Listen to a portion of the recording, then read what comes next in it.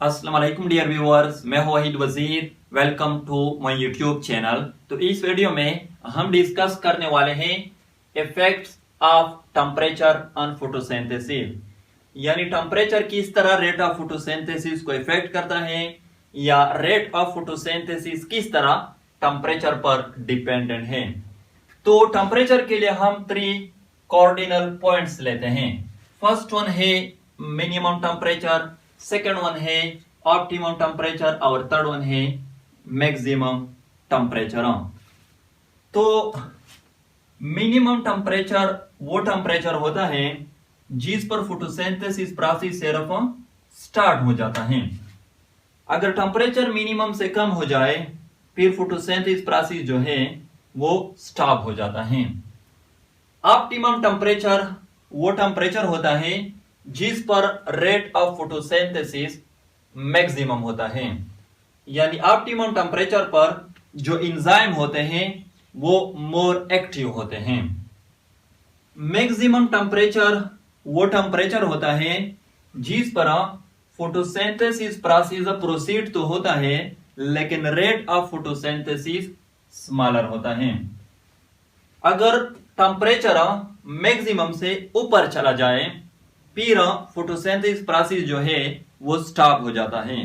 क्यों स्टॉप हो जाता है? यहां पर 2 रीजन है। फर्स्ट रीजन ये है कि जब लीव्स का टेम्परेचर इंक्रीज हो जाता है यानी मैक्सिमम से ऊपर चला जाता है फिर प्लांट बॉडी से ट्रांसपायरेशन जो है वो इंक्रीज हो जाता है, यानी वाटर लॉस जो है वो इंक्रीज हो जाता है। तो प्लांट ट्रांसपायरेशन को प्रिवेंट करने के लिए, वाटर लॉस को प्रिवेंट करने के लिए स्टोमेटा को बंद कर लेती हैं, और जब स्टोमेटा बंद हो जाती हैं फिर कार्बन डाइऑक्साइड एक्सचेंज नहीं होगी। जब कार्बन डाइऑक्साइड एक्सचेंज नहीं होगी फिर फोटोसिंथेसिस नहीं होगा, क्योंकि कार्बन डाइऑक्साइड जो है वो फोटोसिंथेसिस में as a raw material use होता है। सेकेंड रीजन ये है कि जब लीव्स का टेम्परेचर इंक्रीज हो जाता है फिर जो फोटोसिंथेटिक मशीनरी है यानी क्लोरोफिल, एंजाइम, प्रोटीन, उसकी डैमेज होने का खतरा होता है। तो इसलिए जब टेम्परेचर मैक्सिमम से ऊपर चला जाता है फिर फोटोसिंथेसिस स्टॉप हो जाता है। अब यहां पर यह भी नोट कर लें, डिफरेंट प्लांट स्पीशीज के लिए ये जो 3 कार्डिनल पॉइंट्स है यानी minimum temperature, optimum temperature and maximum temperature, ये डिफरेंट होते हैं, क्योंकि बाज प्लांट स्पीशीज जो है वो कोल्ड एरिया में, कोल्ड रीजन में ग्रो होते हैं, बाज प्लांट स्पीशीज डेजर्ट एरिया में ग्रो होते हैं और बाज plant species hot and dry condition में ग्रो होते हैं। तो इसलिए डिफरेंट प्लांट स्पीशीज के लिए ये जो 3 कार्डिनल पॉइंट्स हैं ये डिफरेंट होते हैं। लास्ट में ये भी नोट कर लें, एक साइंटिस्ट था जिसका नाम था वैन हॉफ। इसने एक लॉ पेश की थी और उस लॉ को नाम दिया था van Hoff law. According to this law the rate of chemical reaction double for every rise of 10 degree centigrade temperature. Van Hoff ने यह कहा था कि 10 डिग्री सेंटीग्रेड टेम्परेचर राइज होने से केमिकल रिएक्शन यानी rate of chemical reaction double हो जाता है।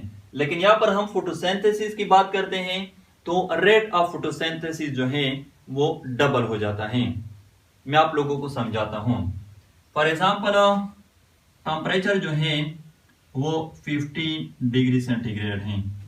अब ये जो टेम्परेचर है ये 15 डिग्री सेंटीग्रेड से इंक्रीज होकर 25 डिग्री सेंटीग्रेड हो गई, यानी 10 डिग्री सेंटीग्रेड इंक्रीज हो गई। तो रेट ऑफ केमिकल रिएक्शन जो है या रेट ऑफ फोटोसिंथेसिस ये भी डबल हो जाएगी। और टेम्परेचर जो है ये 25 डिग्री सेंटीग्रेड से फर्दर इंक्रीज होकर 35 डिग्री सेंटीग्रेड पर चली गई, यानी मजीद 10 डिग्री सेंटीग्रेड इंक्रीज हो गई। तो रेट ऑफ फोटोसिंथेसिस जो है या रेट ऑफ केमिकल रिएक्शन वो भी मजीद डबल हो जाएगी। तो वेंट हॉफ ने यह कहा था कि for every rise of 10 degree centigrade temperature rate of chemical reaction या रेट ऑफ फोटोसिंथेसिस डबल।